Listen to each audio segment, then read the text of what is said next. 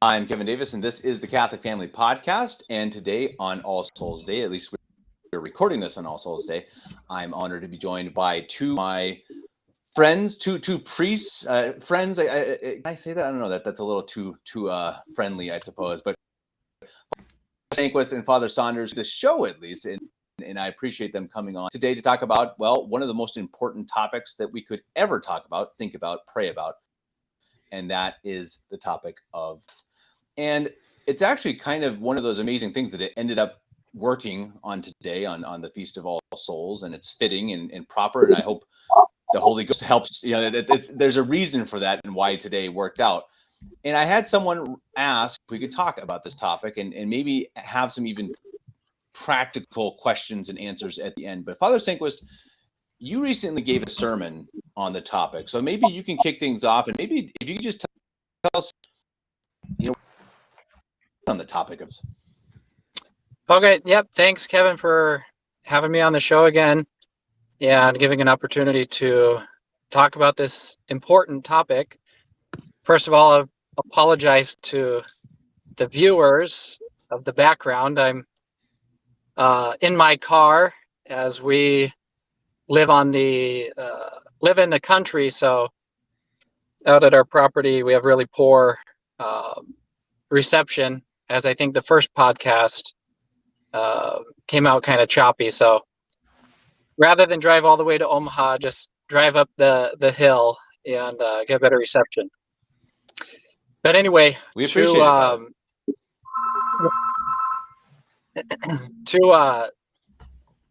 when we think of death, I think it's important to understand, obviously, that first and foremost, we have to realize what our purpose is here on earth. And, God put us on this earth for a reason. And so really, all of us, even though we're, in our 20s and 30s, we're still preparing for death. I mean, it doesn't matter how old you are, we're always preparing for death, or we always should be preparing for death. But obviously, I think the reason for this podcast is probably more so for those who are perhaps getting closer to death. But I think it's important to make that point that death comes like a thief in the night. We can expect to live a long life, but the reality is that, God can call us whenever he wants. And so we obviously always have to be ready for death. I think it was St. Joseph Cafaso would make a monthly retreat. And on the occasion of that monthly retreat, this would just be a day, one day per month. And on that day, he would prepare for death, basically receive communion as if it were viaticum. He would make a confession as if it were his last confession.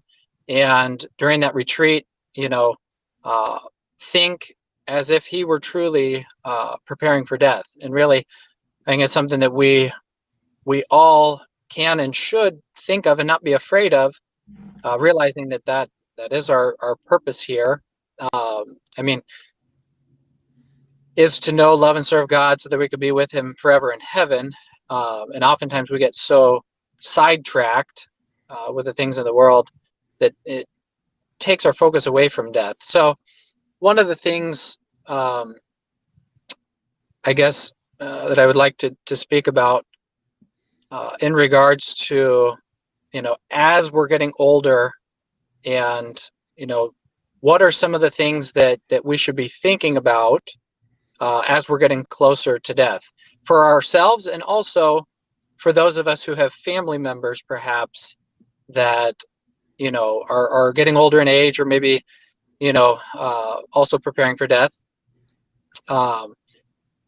Number one, if there's a danger of death, or illness or old age, something that's of a serious nature, as a family member, you have an obligation to make sure that your parents, grandparents, whoever it is, that a priest is called and is able to administer the last rites in a timely manner. So if somebody gets cancer, don't wait until. Yes, go ahead. I'm sorry. I actually wanted to just ask: is there a certain limit? How do you know in order to call a priest? I know that's kind of maybe not something you can answer exactly. What's the time where you're like, okay, now is when I should call a priest? Well, if there is any life-threatening illness, that as a general rule is likely to lead to death. Cancer would be a prime example. You don't have to wait until somebody is literally dying, the last week. It could be upon finding out that they got cancer. But there is a distinction that needs to be made, because it says, in sacramental theology, somebody can be in danger of dying, but still not, be qualified to receive extra. For example, somebody who's, going off to war, or somebody who's going into a battle. They're young and healthy. They're not dying, even though they might, be in danger of dying. That's from an external source, and that would not qualify one for receiving the last rites. But basically, yeah, it should not be put off unduly, because oftentimes, people might want to wait till the last moments, but you want to ensure that it's received fruitfully, because there are a lot of graces, that come from the sacrament of extreme unction. Also, it's a sacrament of the living, so they should be conscious. You don't wait till they're unconscious until, there are extra prayers that could be prayed by the priest in the moment, or, in the last agony, special prayer for that purpose. But extreme unction is supposed to help spiritually, and oftentimes it can help restore health as well, but that's not the primary purpose. The purpose is spiritual preparation for death, to give them that extra strength to fight off any temptation. If I could just jump in for a second. Sorry about the phone. It's unplugged now. But if you're asking yourself, I wonder if I should call the priest, just call the priest. What do you think is going to happen? Father's going to say, oh, why'd you call me? They're not dying yet, because not only do the dying need extra help, but the sick, and so let us know. I remember one time I found out someone had, I forget the details of it now, but they were very ill. They had a life-threatening illness or something. No one ever told me. I was just like, oh, I could have visited them in the hospital. They ended up recovering, but there's no harm in letting the priest know. And also that's on the radar, because we travel a lot, whatnot, and we're going to take that into consideration. If we know someone's got an illness, or that they're in the hospital and it's a maybe they have something that's life-threatening, that's going to be on their minds. We're going to make sure that when their phone rings twice in a row, we answer it. If we know that someone's in that kind of state. So there's no harm, as soon as there's a reason that you might be concerned about death, just give a call and let Father know, because we want to be able to take care of the sick too. Because people who are not only the dying, but also those who are sick are more prone to temptation. They're tired and they're sick, they're often depressed, discouraged, etc. And so they really take care of the sick, and that's something that's really beneficial as well. So don't hesitate. There's no reason. Sometimes people are afraid. They think if they call the priest, they're going to die, or they think that if the priest starts bringing them communion at home, that means that their life's over. It's like, well, maybe it does indicate you're getting near the end of your life, but that's happening whether you want it to or not, and just don't hesitate. Don't delay, don't hesitate. Yeah. And Father Saunders, will ask you this. Or go ahead, Father. Do you have a comment on that, Father Sandquist? Well, no, I mean, go ahead, Kevin. It was not pertinent. There's just a bit of a delay with us and Father Sandquist, so it makes it a little bit hard to kind of cut in on Father Sandquist, but we'll talk over each other. But Father Saunders, I wanted to ask: is there who can you give the sacrament to? So if someone's wondering, oh, my great uncle is in the hospital and he's dying, and I don't even know if he's baptized. What's the situation there? I mean, if I would say that if it's somebody whom you have some connection with, you can call and ask. Working with the dying gets very complicated. I don't know that I can get into that specifically. I mean, obviously, there has to be the bare minimum. We can't just give the sacraments to anybody. The sacraments are for for baptized persons, for Catholics. But that said, sometimes you get into the situation, you start asking questions, and it turns out maybe this person was baptized and nobody knew, or whatever, and so I would say, just if it's someone that On the other hand, if you walk through the hospital and you go, oh, there's somebody dying in here, that's not necessarily cause to call the priest, because there are a lot of people dying every day, and that's not to minimize that. But at the same time, we can't respond to every unknown person, So, but sometimes we do. There's instances where we'll get, you could say, cold calls or something, and you respond to that. You go to that, and it's it's someone who's lived a very devout Catholic life. Maybe they've been homebound for many years. This whatever it is. So if it's someone that you have some connection to, you can call and ask, and and the priest will go from there with it. But it's hard to give specifics on. Right. I would like to add. Sorry, I would like to add to what Father said. About you might have people that are very well-meaning, obviously, and they have a family member who, wants to see a priest, but maybe they're 2 or 3 hours away. And I had this come up one time. I was on mission, and I mean, granted, we're happy to go places, and especially for people who are dying. But somebody had called to see if I could go to this hospital, to see their brother or cousin, whoever it was. And I asked, are they're baptized Catholic? Yes. They grew up. I mean, they're in Novus Ordo, but I was happy to go see them. But show up at the hospital, after driving a couple hours out of the way, and then they didn't even let me in because, well, they said they have their pastor coming to see them, and so they didn't even ask the person themselves or the family. It was all kind of a confusing thing, but I was already on the road on my mission. So granted, it was like a 2-hour detour, but so it's kind of like I just had to make a decision then and there. But yeah, you should try and make sure that they're okay with seeing a priest. We're happy to help, but most importantly, if it's family or friends, that are traditional Catholic, they should obviously be given those special privileges. But if somebody grows up in the Novus Ordo, many times they're not comfortable with the family's not comfortable with the traditional priest, and so they won't even let you in. I mean, I don't think that's going to be all too often, but just make sure, if it's I would say, if I can't, Father, I'd say maybe just use your head. If they were not willing to speak to you about religion at all, will they talk to the priest? Sometimes, sometimes they will, and yeah, we'll go that extra mile. So it's a bit of a might seem like a bit of a vague answer, maybe, but like Father said, we're always willing to help if there's a soul case to be by case helped. But it's kind of case by case. Yeah, depends on the people's circumstances. Sure. And so, Father Sandquist, we kind of cut you off when you're saying what the important things preparing for what else.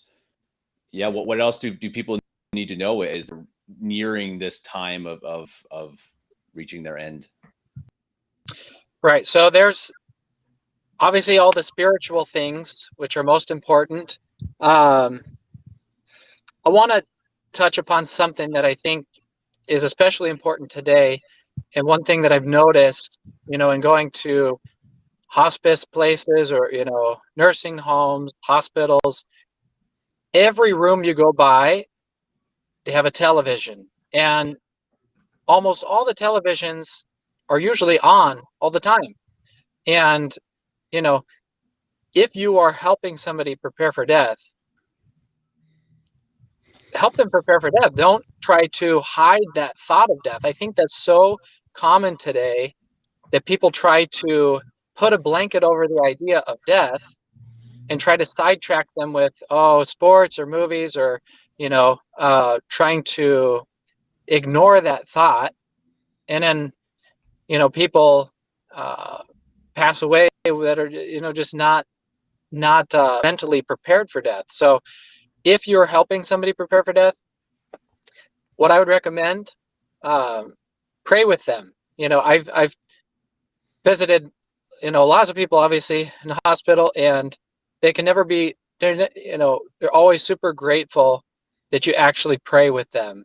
Don't think you have to talk to them the whole time. You can just simply go pray a rosary with them, read to them. There's this book called My Prayer Book by Fr.Saunders, and it's filled with prayers. It has prayers for the dying, prayers that or little it has spiritual reading.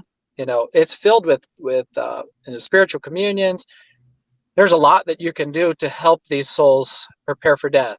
And something also important, as a layperson, or whether it's your parents, your grandparents, if you're helping them prepare for death, to make sure that they're praying acts of contrition every night. Pray it with them, especially as they get older. Acts of faith, hope, and charity. Yeah, and pray the rosary. Try to keep their thoughts focused on God. You don't have to explicitly, focus on death, but have their thoughts aimed towards God, directed towards God and toward heaven, and they will benefit from that tremendously. I'll give an example. Something many people were very edified by was the case with my mother. She had cancer, and my father, God bless him, he did so much work to help her prepare for a holy death. And so many people were so envious of how holy a death that my mother died. She had our family praying the rosary around her bedside when she passed away with lighted candles, the blessed candles. But all the months leading up to that, she got communion every day. I was a deacon, so I was able to bring her communion. But on top of that, my dad would read to her spiritual reading for several hours, read the mass prayers. So he would read the mass prayers in preparation for when I would come and visit, and try to time it so that when it gets to the communion, then I would come in for communion and give her communion. So, because she used to go to the daily mass, and so being deprived of that in those past several months was a challenge for her. But every individual is going to be different, depending on their capabilities. Like with my mother, she couldn't do a lot of talking in her last several months, but she could still hear. In fact, my grandmother would call, and they would put the phone on her, just close to. She lost control of her functions. She couldn't really hear or communicate. But so they would put the phone, on her chest there, and my grandmother would just, talk to her, and she recognized the voice, and she was actually, it brought tears to her. You could see her crying because she knew her mother's voice, and so she can hear. So just because you might be assisting somebody who can't communicate, does not mean they can't hear you. And so that's where it's important to get close to their ears and pray acts of contrition. Try to get them to think of God and think of eternity, and get them to offer up those crosses and all those things. But I think a lot of times people just don't know what to do, and so they just kind of sit there and just have conversation to family members as the as their grandmother is passing away, or whoever it is. But no, get down there and read to her, pray with her, try to get her, or whoever it is, to get their thoughts focused on God. If I could just come in there on something Father mentioned, and that's telling people that they're going to die. It is immoral in most cases to hide that from somebody. because they need to prepare themselves. So it's immoral to hide that from somebody. And also something that's a pertinent point, if you're a family member or whatnot, is immoral to give somebody so much painkillers that they can't prepare themselves for death. In most cases, unless you're dealing with a saint who is certainly prepared for their death, if this person's coming to their last days, there's nothing wrong with pain medication. There's nothing wrong with pain medication and with reducing somebody's suffering. Don't misunderstand me there. However, this is the pinnacle of a person's life. And I think that's something people need to remember. This is the moment that matters. If you mess this moment up, everything else, that's it. It's the one moment that matters.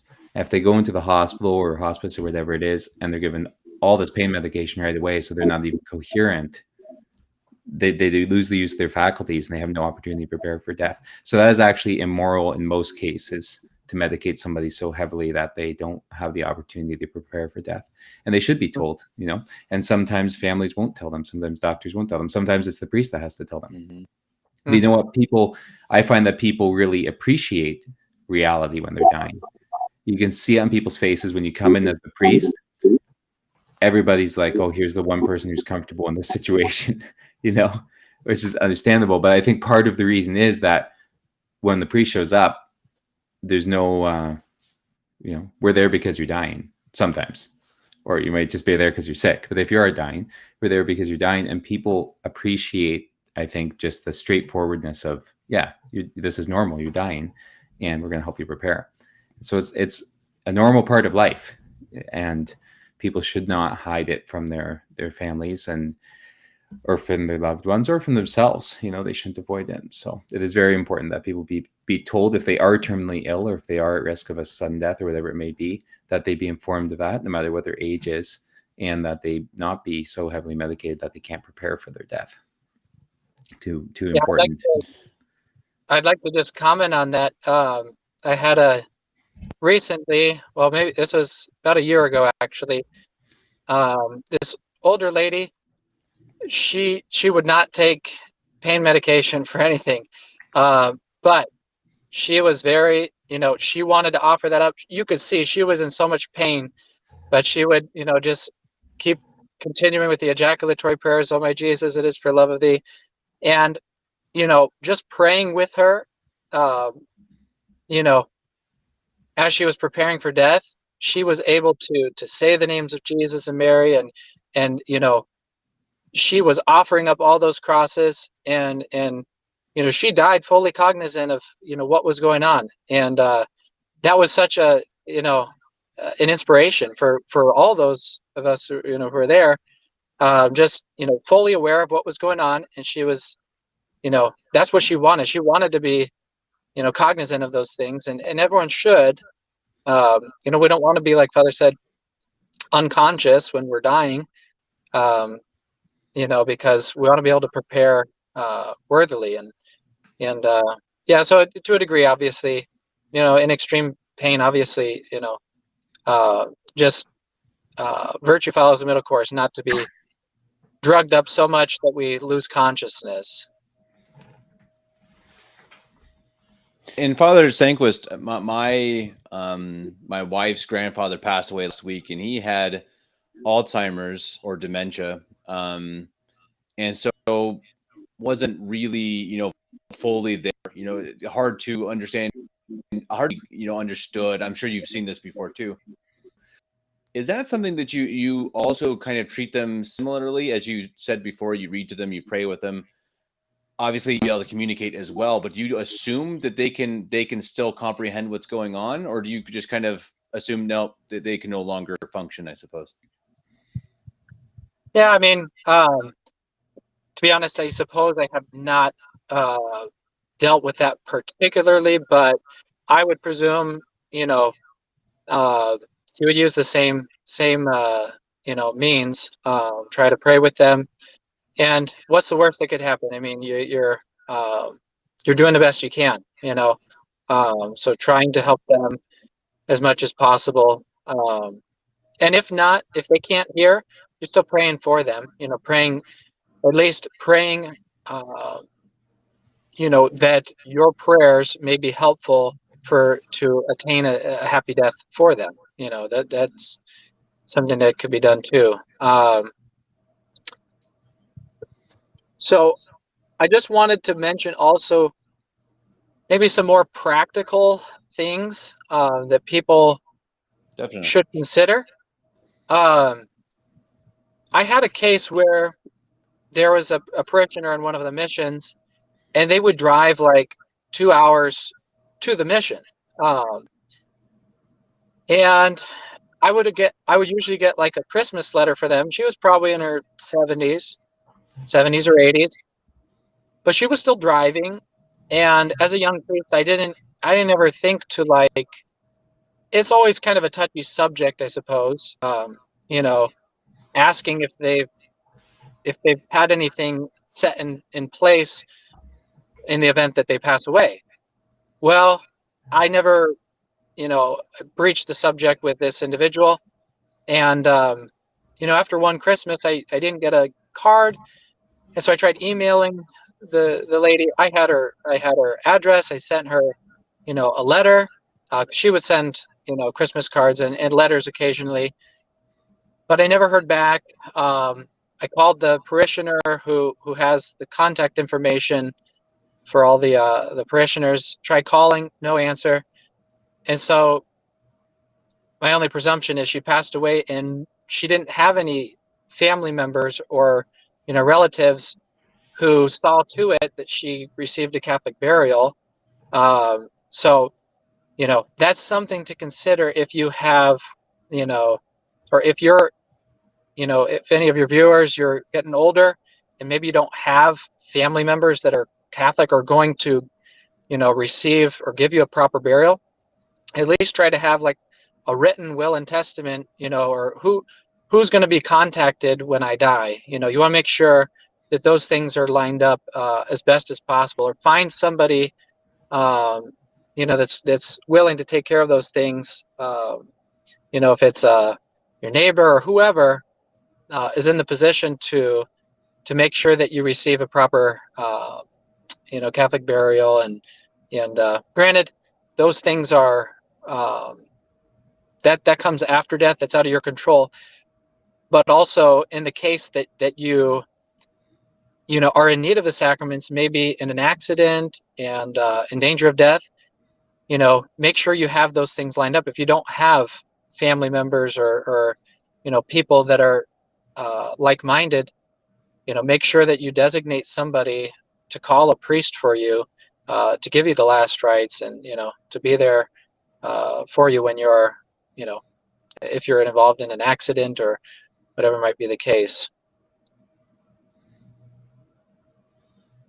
Yeah, no, that definitely makes sense, Father. And I think that things, as we've said before, people are so afraid of thinking about death. I mean, it's one of the greatest fears in society now, that people don't necessarily even want to live well; they just want to live. And so I think that it makes sense that people, because of that fear, probably don't really prepare for it. Aren't really, don't have these set up, and sometimes because people death. I mean, I've personally, I've obviously had family members die, but I was not directly involved with that process, and so I wouldn't think of these things either. So I'm glad to have you. I think that is very valuable for people to know and to pay attention to. But Father Saunders, do you have any tips and any practical advice as well before we get back to Father Sandquist?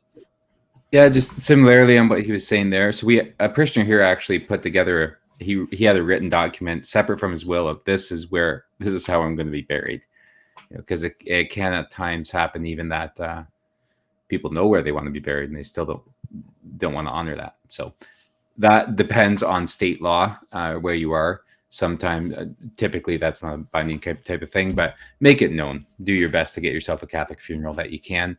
Also, powers of attorney, very important. If you're ill, be careful who you give your authority over your medical decisions to. Make sure that's somebody who's going to respect Catholic morals, somebody responsible in that regard. So you want to be careful about that. I don't want to get too much into that. That's almost medical ethics could be another podcast. But you do want to have a power of attorney. Otherwise, and depending where you are, it might be called something different, it might work different. So that's why I don't want to go into details. But you don't want to land in the hospital and just have whatever doctor happens to get appointed to make your medical decisions if you don't have someone appointed. So you want to make sure also have a will, that there's, when you're dead, you don't have to deal with your problems anymore, but somebody else will, for the sake of your children, or especially, or put those things together, make things more smooth, and take one more thing off your mind. And also some places there's a power of attorney for finances as well, which, like here in Ontario, it's a separate thing from medical. So if you're ill and incapable of making your own decisions, there's a person appointed to make your medical decisions, and there's a person appointed who can handle your finances, pay your bills, take care of things. So those are just some practical things to be aware of. And if you have questions to the priests, sorry to all the priests if their phones are be ringing off the hook, but I know some of us, at least, we deal with, we're comfortable talking to funeral homes, we're comfortable talking to those things, and so feel free to ask a question. Unfortunately, in today's world, there are people out there who will take advantage of people who are grieving. And if you haven't thought of anything, if you haven't prepared anything, and someone's dying, it's one thing if it happen suddenly, but if you know someone's going to pass away, think about it. Give it some thought, because you're going to need a funeral home. There's a process, and if someone's just died and you have 2 or 3 hours to figure out what to do, and all this, and unfortunately there are people out there who don't have much respect for death and will take advantage. So you want to try to be prepared. And if the thing, something to remember too, in the more spiritual aspect too, if you take those things, if you take care of those things, it's one less stress, one less thing you that you need to think of. And well, some other comments, but I guess it depends what topic you want to touch on next. Yeah, but in that regard, that's what I would. Sure. Fr.Sandquist, you have a comment? Yeah, well, I guess kind of continuing what he was saying, would be, if you can put aside some money for your funeral, or even if you're poor, talk to your priest beforehand. Those things can be arranged. We want you to get buried properly. If you have family members that are taking care, who are not Catholic, they're going to try, to go the cheapest route, which is cremation. And even though it's not your decision, you can't be given ecclesiastical burial if you've been cremated. So it's unfortunate that happens. But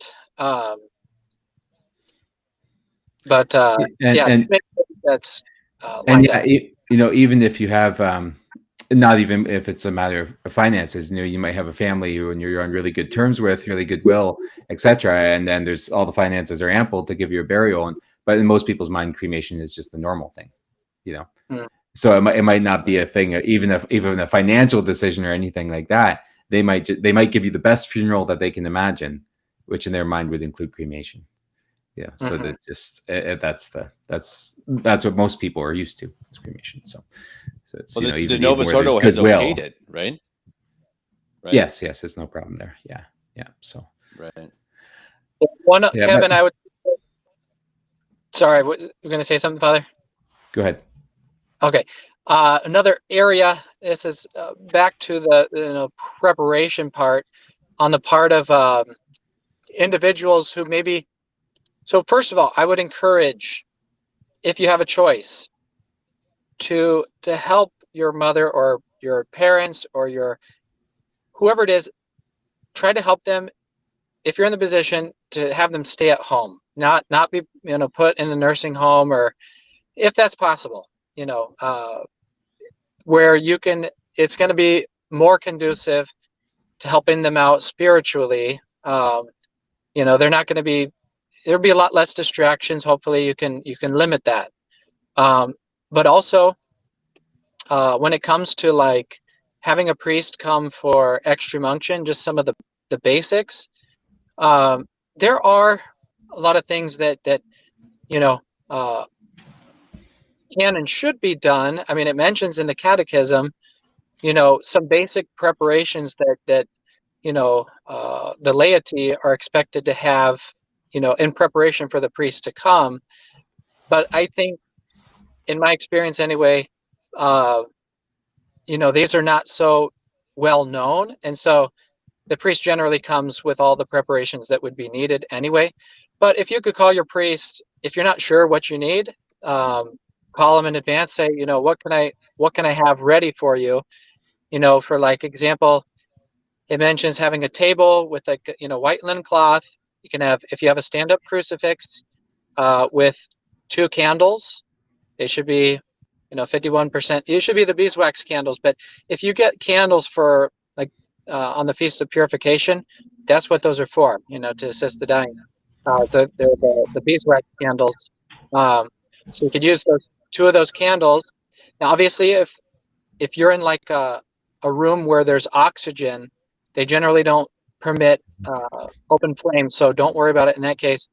But so you have a table with a white linen cloth, a stand-up crucifix if you have one, bottle of holy water. The priest will use that, and the priest will obviously bring his own oils. But if you have like a little plate with some cotton balls, after he anoints the senses, he'll wipe his fingers with the cotton swabs.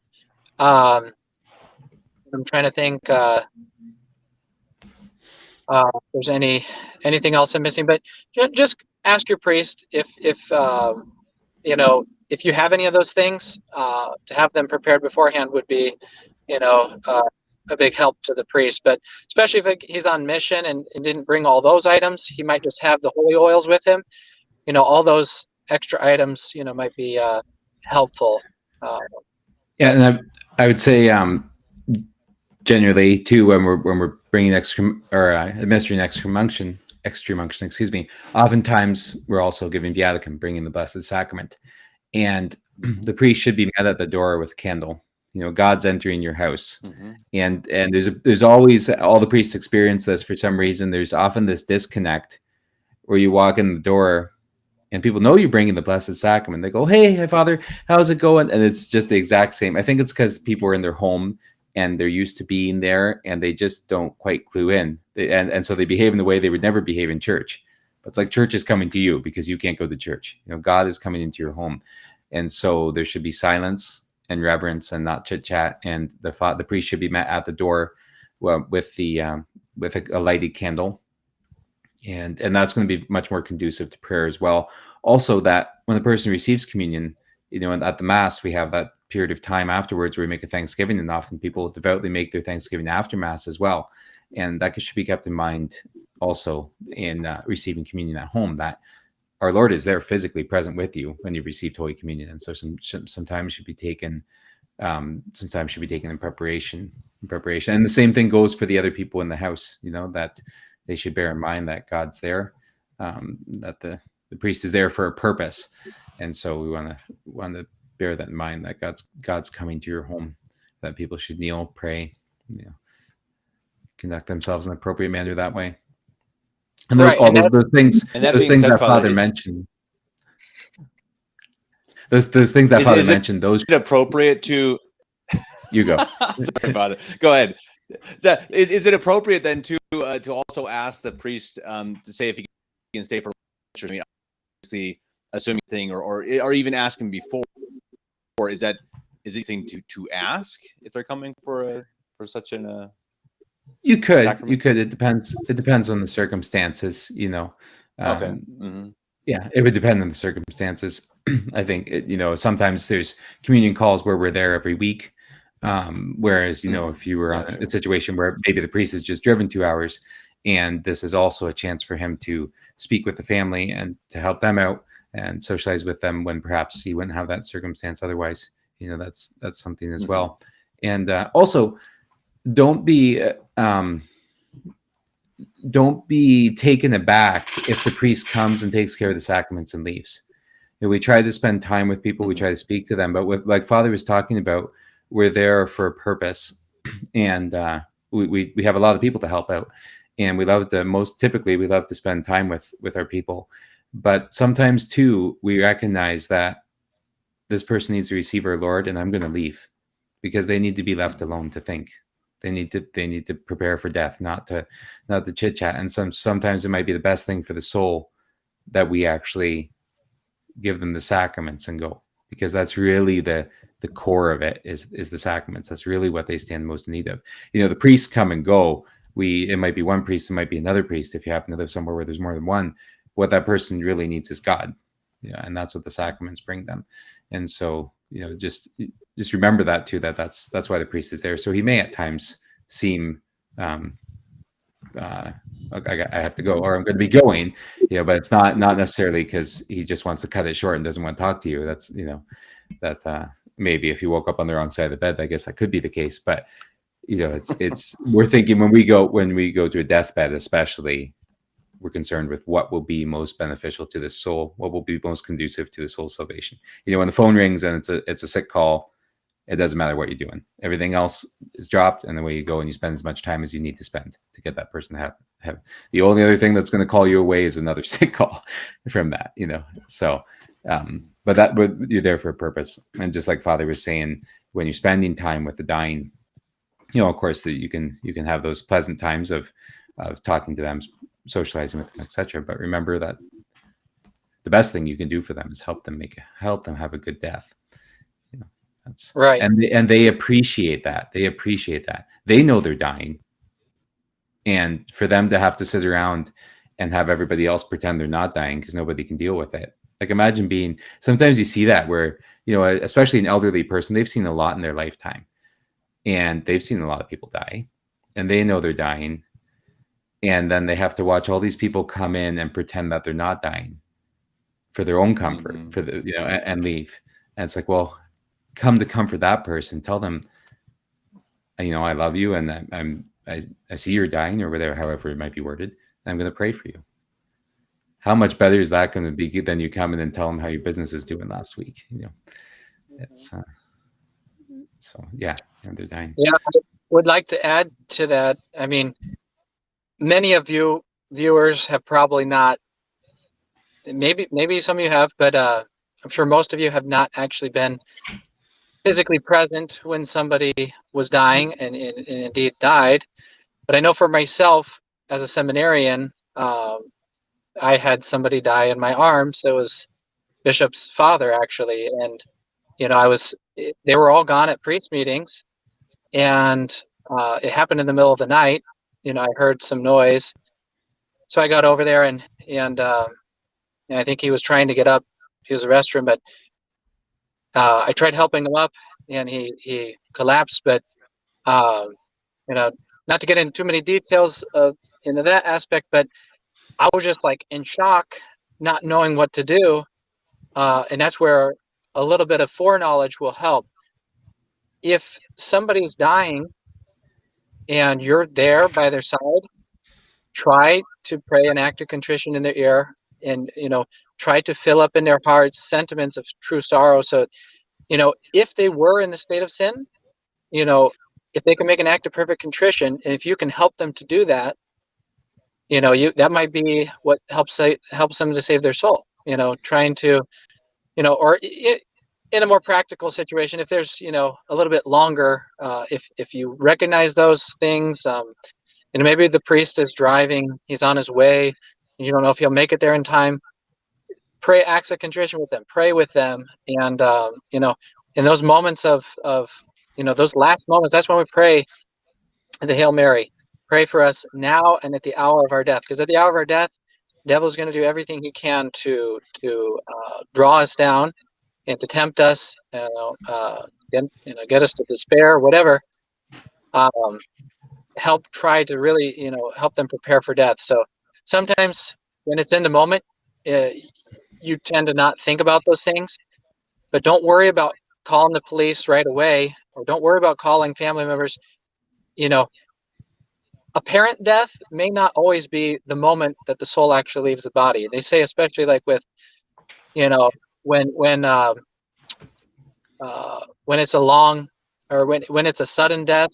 I don't remember which one goes faster, but they say, extreme unction can actually be administered conditionally, up to a couple hours after apparent death, because we don't know when. Obviously, yes, the soul leaves the body at the moment of death, but apparent death may not. We don't know when that is. So just bearing that in mind, and Yeah, and I'd say following up on that because sometimes people ask this question: what do I pray? Maybe my family member doesn't want to see the priest, or they are dying, and like Father said, the priest can't. He's on his way, or maybe he's been there already, but they're still surviving. And I would say that the acts of faith, hope, and charity, and the act of contrition. Those four are key. If you're going to pray something with someone, even in the event that you happen to be at the deathbed of a non-Catholic, trying to stir up those four things, especially important: faith, hope, and charity, and the act of contrition. Well, fathers, we weren't sure we were going to make 30 minutes, and as I said, we made 45, and I think that it's been a very fantastic show. Very, very good advice, and I really think people are going to get a lot from it. I think it's very good to hear from priests who see it, and I think that's something that we don't think enough. And we started reading a couple of weeks ago. My wife and I started reading it, Preparation for Death. And wow, boy, you want to your life, start reading that book. That's like, oh man, I'm gonna go change everything that I'm doing, because it really highly recommend, because it'll punch you in the gut. I mean, it really will, and it's something that you think about life very different. Well, when you think about death, it makes you have a whole different mindset. But fathers, I'd ask you both each for maybe last words, any last advice, or you want to say, Father Sandquist, we'll start with you. Okay, yeah, I would just say, if you're helping to prepare somebody for death, don't be afraid. I think a lot of times people are concerned of what others are going to think. Oh, they're going to think I'm some religious fanatic, and so they kind of just avoid praying or reading to them because family members might think they're weird or other. Don't worry about that. You're there to help that individual prepare for death. Don't worry about what other people think. If you are preparing for death, and also helping somebody else prepare for death, just as I mentioned before, remember, that's why we're here. Don't worry about sports. Don't worry about, your television news. You're worried about eternity, and that should be your focus. And don't try to hide the fact that you're dying, but just try to supernaturalize it. That's why we're here. We're going to try to prepare as best we can, and not try to hide that fact. Perfect. Father. Yeah, I would say, you are going to die. It's going to happen, no matter what your age is. Whether it could happen when you're very young, it could happen very suddenly, could be when you're old, who knows? But you might not make it to the end of today. And as a priest, we sometimes literally watch people die. We're actually at times present. We watch that moment when the person's gone. They're not there anymore. And that's something that most people don't see. And I have helped prepare people who have made very, very holy deaths. And that's how I want to die. You watch people who pray, I remember one woman spent a lot of time in prayer. And the last time I saw her, she had received the sacraments, etc. already, extreme unction. And I think it was just visiting her again. And I just asked her, and she wasn't communicating much at this point, but when I came, she knew as the priest, so she perked up a little bit. I looked her in the eyes and said, "Are you okay? Is everything okay?" And she said, "It's okay." I thought, man, if I'm dying and I can say it's okay, and when someone looks a priest in the eyes and says it's okay, they're not saying I'm comfortable in bed. They're saying I'm ready. It's okay. I'm ready to meet God. I'm ready to go to my judgment. And I've seen the flip side. Ooh.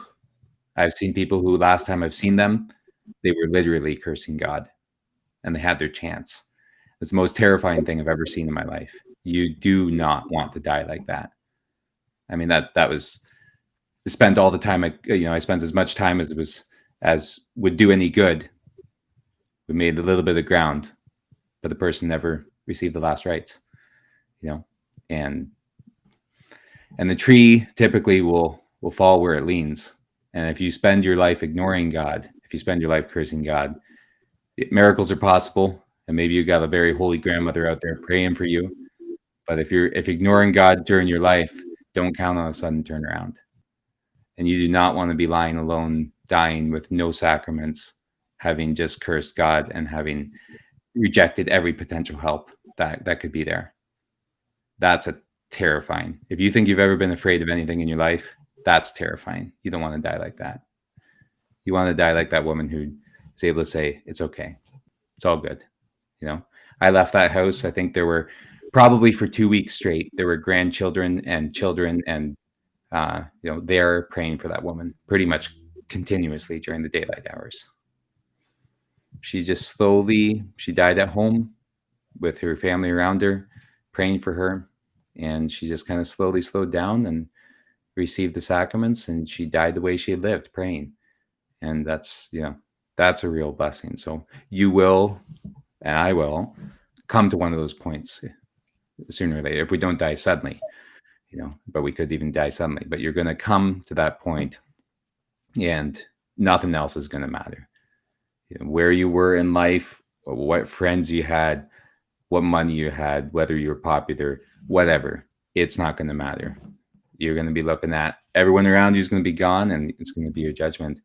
And you want to be prepared for that. And it's such a beautiful thing to witness a good and holy death. It's so edifying. It's so wonderful. And there's sorrow that the person's gone, but it's totally different from any other kind of sorrow at a funeral, because the people are sorrowful, but they're not really sad, if that makes sense. There's a sadness, but they're at peace. They're sad, but they're at peace. And when someone dies a good death. So. Beautiful. Thank you very much, Father. I really appreciate it, and hope that anyone watching this prays for our priests and the travels they go to and what they do for us, and hope that they're for us in our time of need, and pray for the Holy Souls in Purgatory, of course, during today, especially on the Feast of the Holy Souls, and during the month of November. Until next time, fathers, again, thank you. Of course. Can I make one more comment? Sorry. Please pray for the repose of the soul of priests. Please pray for the repose of the soul of priests. We have no family left behind us to pray for us. So please pray for the repose of the souls of clergy. So that's it. No more. Perfect. 100%. We will end with that. Fathers, thank you so much. Until next time, God bless you. Thank you. God bless you. Thank you.